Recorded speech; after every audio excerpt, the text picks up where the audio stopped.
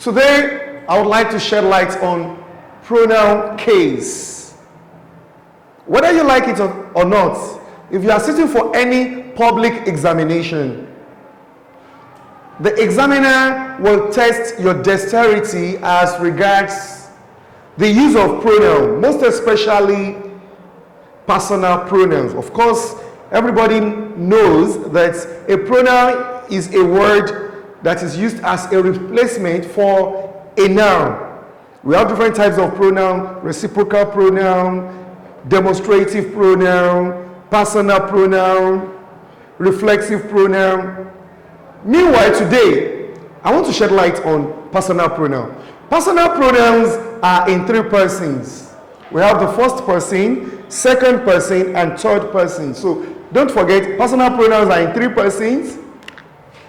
We have the first person, second person, and we have the third person.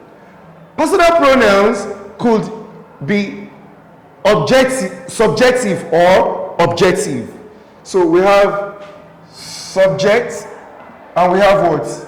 Object. So personal pronouns could be in form of subject or object. So in other words, we have the subjective case and we have the objective case. Now let's start with the first person pronoun in subjective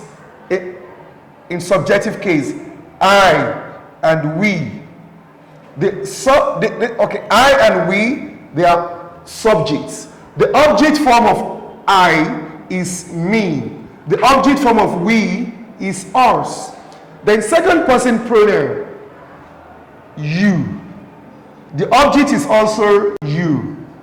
Third person pronouns, we have he, she, it, they. These are subjective pronouns in third person. Then the object form of he is in. The object form of she is are. The object form of it is it. The object form of they is them.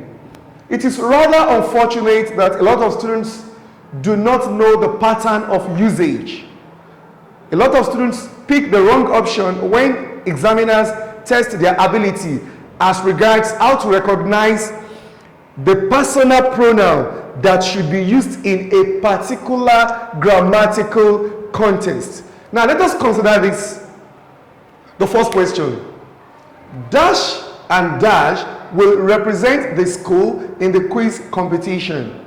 We have option A, I and Ngozi. Option B, Ngozi and me. Option C, Ngozi and I. Option D, Ngozi and us. Whenever a pronoun is to be used before a verb in a sentence, the pronoun should be a subjective pronoun.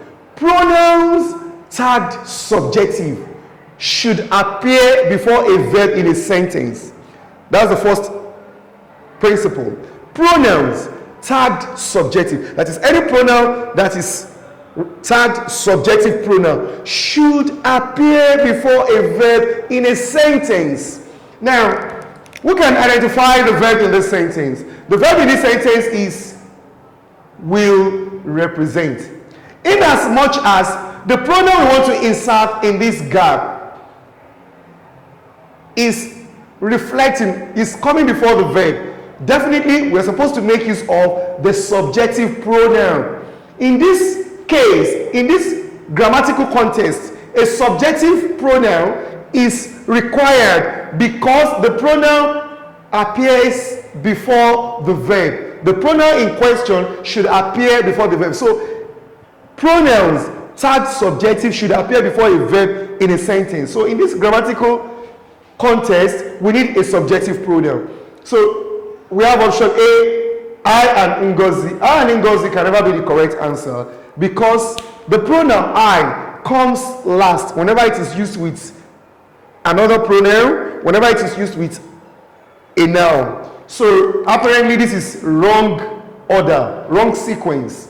Ngozi and me is wrong because me is an objective pronoun, not a subjective pronoun. In this grammatical context, a subjective pronoun is required because the pronoun is appearing before the verb.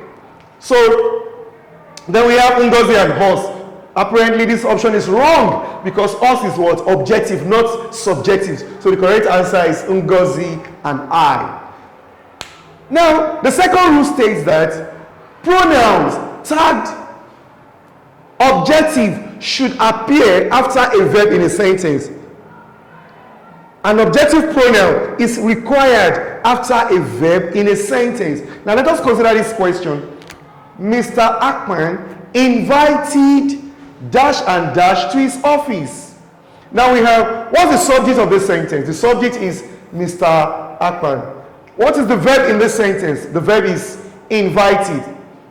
In other words, the pronoun we want to insert in these two gaps, they are appearing, or they are supposed to appear after the verb. So the pronoun we want to insert in these gaps they are supposed to appear after the verb. So an objective pronoun is required because it's coming after the verb. The pronouns are coming after the verb invited. So, of course, we have option A, Bola and I. Wrong. This is, in this grammatical context, an objective pronoun is required because the pronoun is coming after a verb. So, I is subjective. It is wrong. I and Bola, it is wrong. The correct answer is Bola and me. Me is an objective pronoun. Okay. The third rule. The third rule states that pronouns tagged objective should come after a preposition in a sentence. In other words, an objective pronoun is required after a preposition. Remember, let's consider this example. Remember, this matter is strictly between dash and dash. The pronoun we want to insert in this gap, the pronoun is coming after a preposition. The preposition is between. And the rule states that an objective pronoun is required after a preposition. So what should be the correct answer? You and I? No. I is subjective. I and you? No. I is subjective. Besides, I should come last whenever it is used with another pronoun.